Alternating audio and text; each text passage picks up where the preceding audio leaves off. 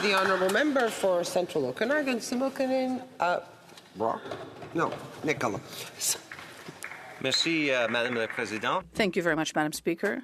Honor to rise in this space, Madam Speaker, to speak to the issues that are important to the good people of Central Okanagan, Similkameen, Nicola.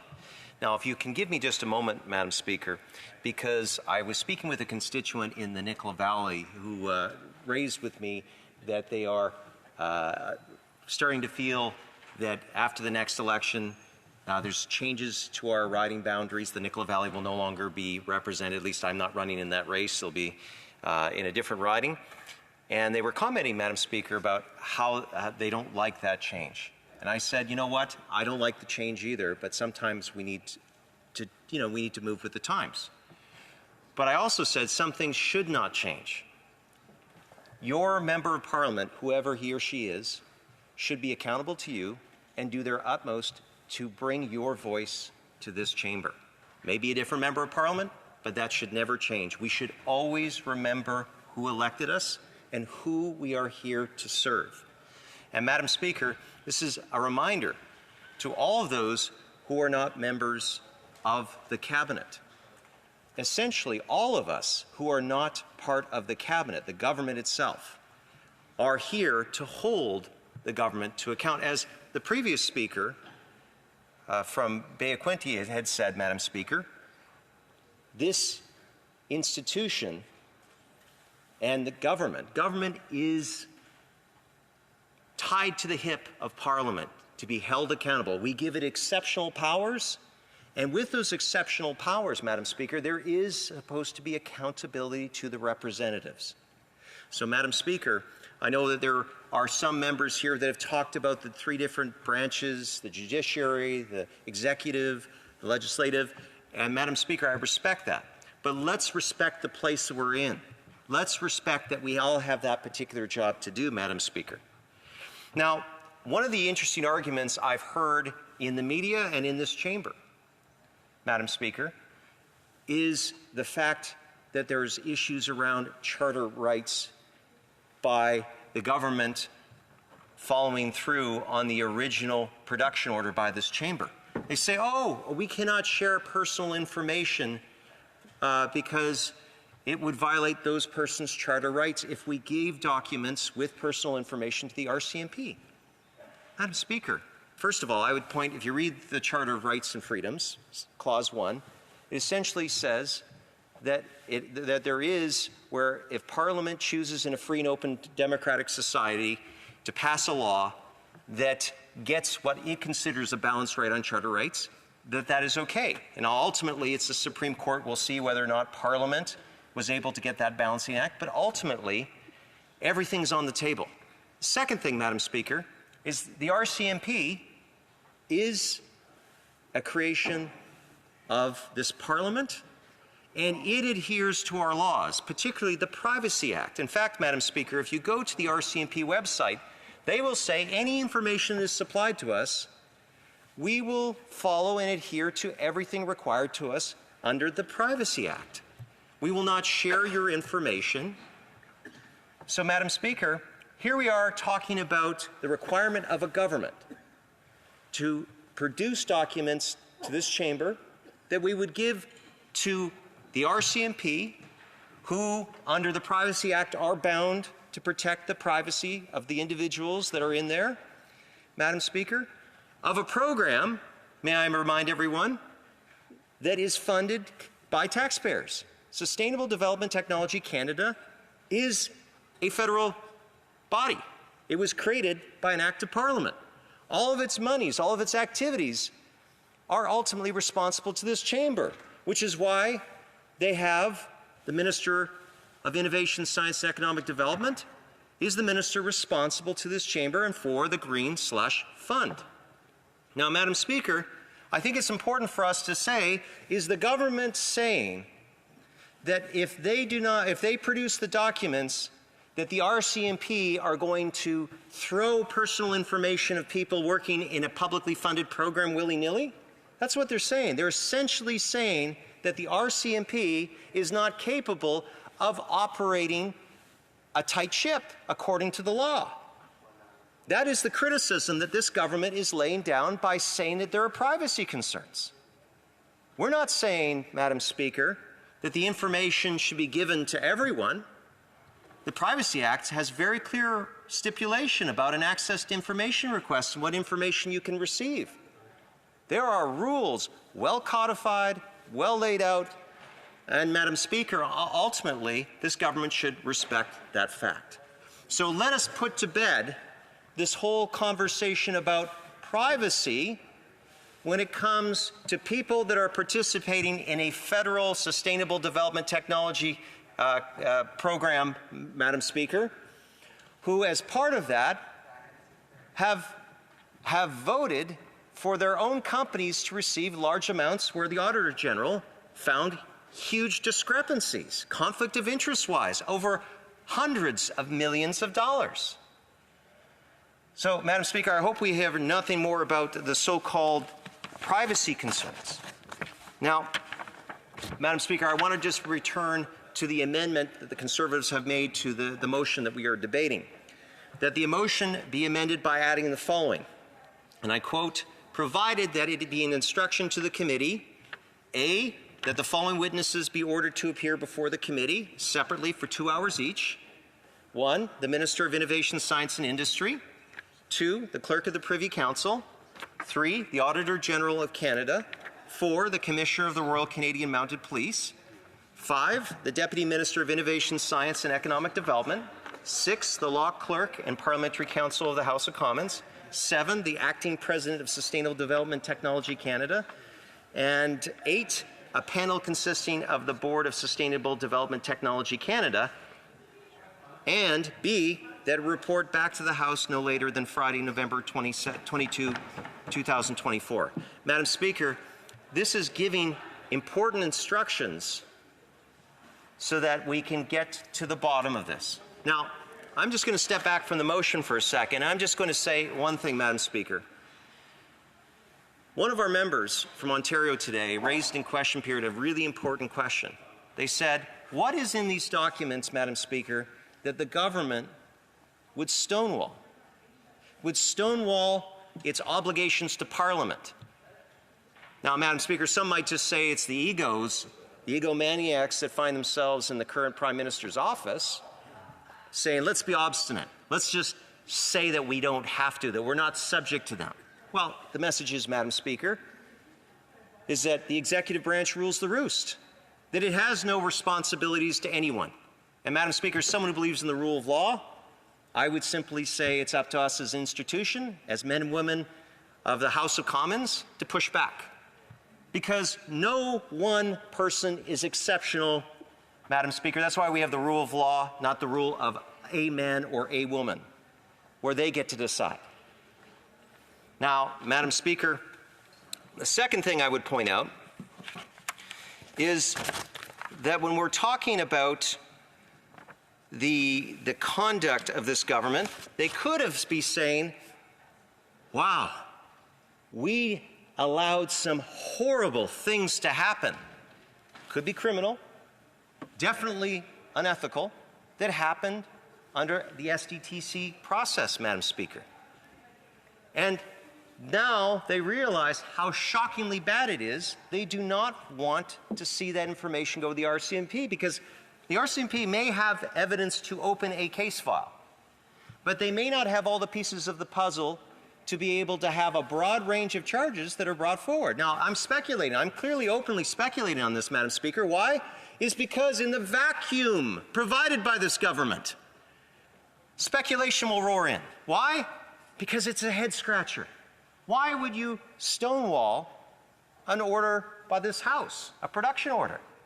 Either it's ego or, Madam Speaker, it's because it's so overwhelmingly bad that you don't want to owe up to it publicly. Someone just said corrupt.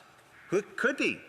But you know what, Madam Speaker? If the Liberals won't come forward to tell otherwise and to show their work, to show the RCMP that they have dealt with all of the House order, we are left to wonder. And that's on them, Madam Speaker. It's not on us as members. Now, getting back to it, Madam Speaker, I know that we've had many, many days of debate on this, and it's unfortunate because there are lots of things: housing, affordability, crime. C-48 has been a massive failure. People are still getting out on bail and committing crimes and hurting families, not just in BC, but right across this country. Madam Speaker, there is so much we can be doing, but we can't argue on those things until we resolve this. So I really push the government members, the ones that are listening right now. This doesn't just fall on the Prime Minister. It falls on you. Tomorrow you'll have a caucus. And if you don't put pressure on the Prime Minister in those areas to say, I want us to be able To interrupt the honourable member, the point of order from the honourable member for Timmins James Bay. A Is moment. he asking the Speaker to put pressure on the Prime Minister? Because I don't think that that's appropriate. I know that you do have a caucus tomorrow, Madame, but he is saying that you will be putting pressure. So I just want to clarify. Yeah, well, no, I wouldn't be putting any pressure in anyone, absolutely, and I would, yes, advise the member to be prudent in the use of words. Put the right kind of pressure on all of us, and I would hope that that member would only rise if there was the occasion of a real point of order. Unfortunately, It is. Now, Madam Speaker, as I said, we've been debating this so long, we might have forgotten why we're here having this debate. We must not forget that we are talking about over 180 conflicts of interest involving $330 million. I know other members have said it's more than that. Now, not the government's dollars, Madam Speaker, but those of the citizens we represent who send their hard-earned tax dollars to the government with the expectation that they be treated with care. And by treated with care, Madam Speaker, they mean not for narrow or partisan interest at all, but for the public interest. Now, how can we tell if this money is spent correctly? We may disagree on priorities or the reasons for said spending, but we should always be alert when an officer of Parliament raises concerns. And what happened when we were told by the Auditor General was only after a whistleblower spoke up. The AG discovered that contracts worth more than over $330 million were awarded inappropriately by the board members appointed by these Liberals. Also, this surprise even showed that the board was appointed by Liberals and had all sorts of conflicts of interest. Advice from Mark Carney back then. Just to recap, 186 conflicts of interest involving how $330 million improperly went out the door. Much of this money is directly funneled into board members' companies, as I mentioned earlier.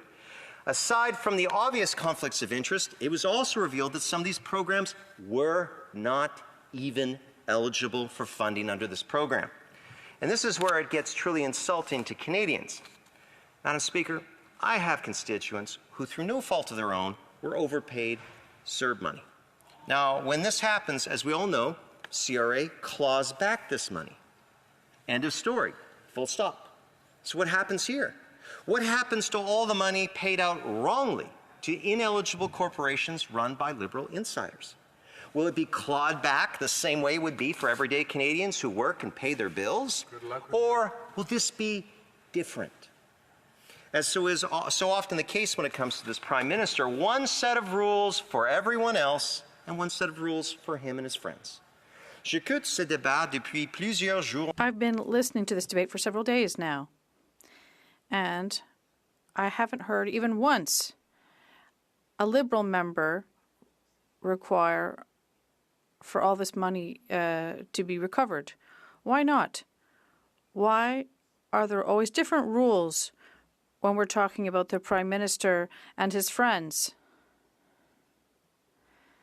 It was a whole event when the NDP leader recently did a flip-flop on the carbon tax, and the Liberals accused the NDP of giving in to pressure.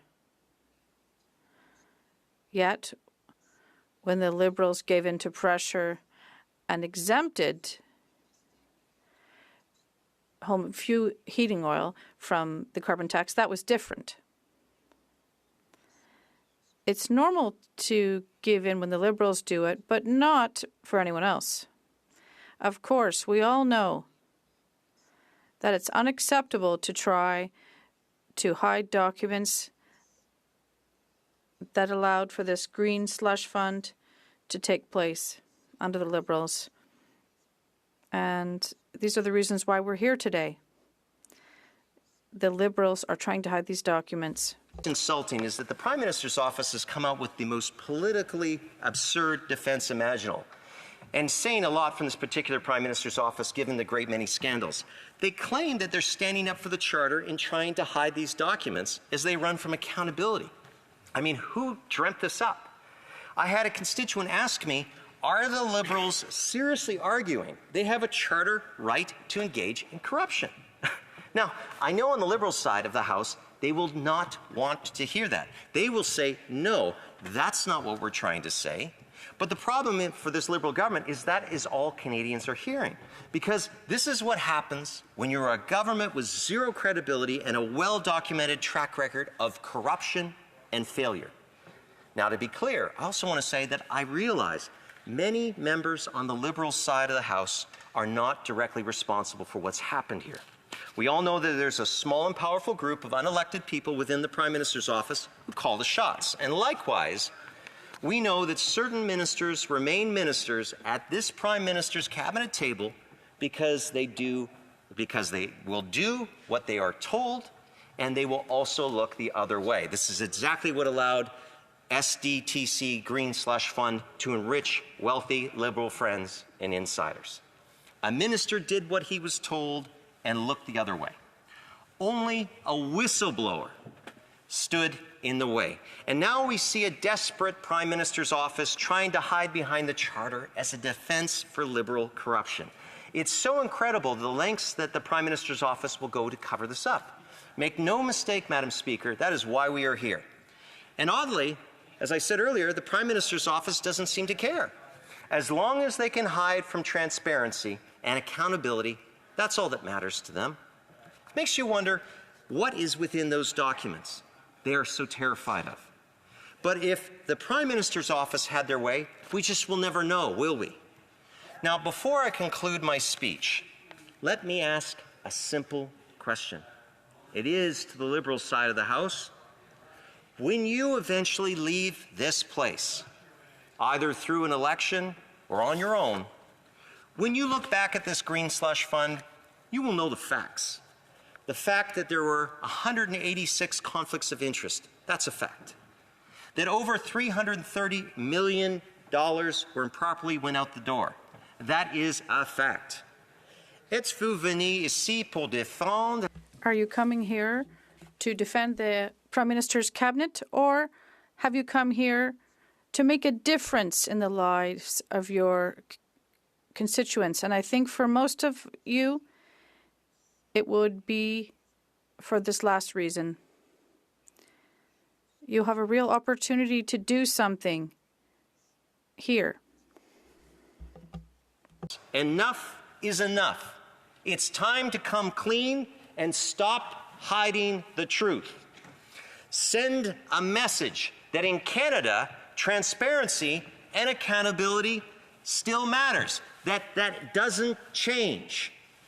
Send a message that you can always be proud of how that day that you stood up and said enough is enough to the Prime Minister's office, because Canadians deserve better. Many of you deserve better from your Prime Minister. We all do. Madam Speaker, let me thank all the members of this place for hearing my comments today. I look forward to their questions. Thank you.